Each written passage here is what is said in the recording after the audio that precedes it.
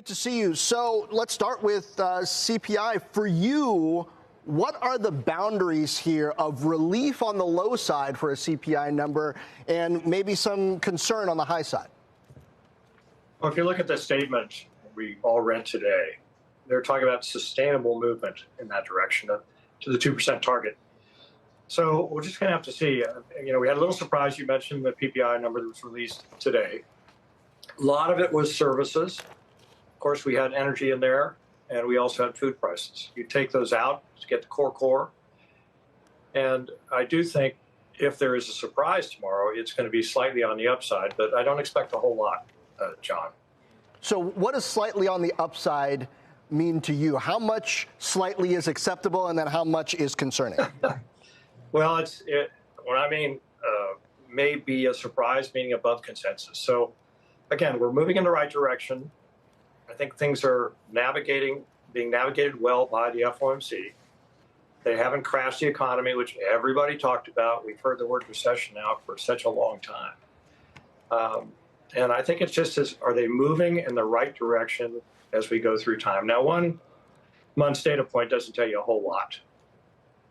But I do think unless we had something numerically attractive on the downside, that means lower inflation than everybody's expecting, then the market's going to get excited because they'll think that that'll lead them to cut earlier than the current market expectations.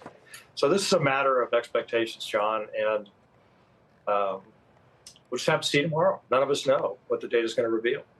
Richard, I want to get your thoughts on the flurry of Fed speak we've gotten this week. I'm not going to call it dovish, but I am going to call it perhaps less hawkish, and it's been pretty in tandem. This notion that the rise in bond yields is maybe doing the Fed's job for it in terms of further tightening. Daly, Logan, Bostic, Jefferson, Kashkari, I think I have them all, but maybe I don't, all sort of suggesting this in recent days. And as that's happened, actually, the 10-year is now down to 4.559. Just want to get your thoughts on this and whether it means that the Fed is potentially done here.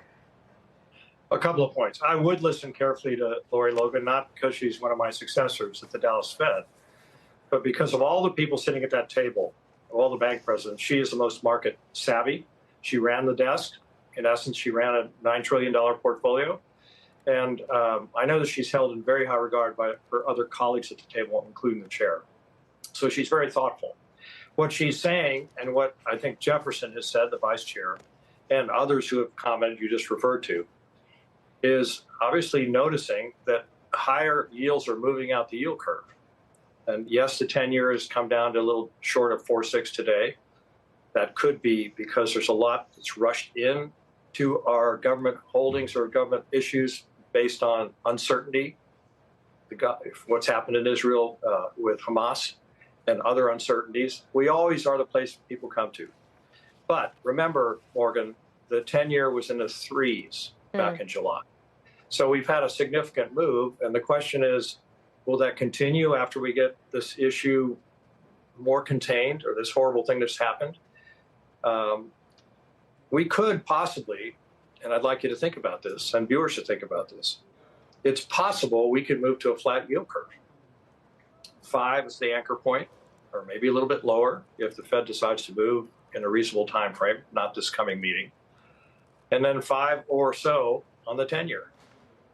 Or we might even conceivably, given the financing needs of the U.S. government, we have $1.7 trillion that have to be taken down in the next fiscal year, and I bet you that's an underestimate. Tax receipts are coming down, defense spending is going up, et cetera, all over the world. We could conceivably have a positive shape yield curve.